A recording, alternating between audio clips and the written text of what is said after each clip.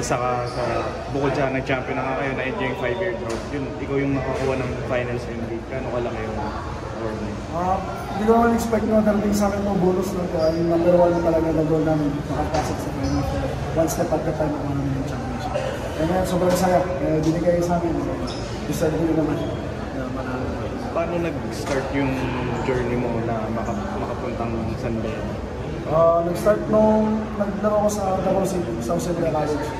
Na-recruit ako nila opportunity sa San Beda Red Cubs. And kaso di ako nakapaglaro kasi pandemic and then bumiretso ako sa college. This is my second year sa kanila.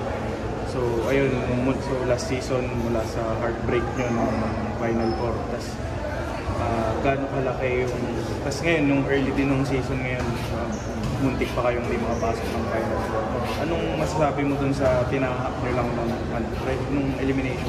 Sabi namin, magaling ka, hindi kasi yung our team. And then, kami na lang, magtrabaho lang kami. Kung deserve namin makuha itong champion. And then, yun, magbibigay sa amin. And then, ito na nga, hindi na sa halos 4 na game, do or die. Yun. Personally ba, masasabi mong yan, tsaka yung championship, yung biggest achievement mo so far sa young career? Oo, ito. Ito yung wala ng award na natanggap ko sa basketball. Since na gano'n. Tapos yung injury na sinasabi mo kanina, anong nangyari? Pre-season game, last year, July. Bali yung bali naman ko. That's why hindi ako nakapaglaro first round. Second round ako humabol kasi kaya this year,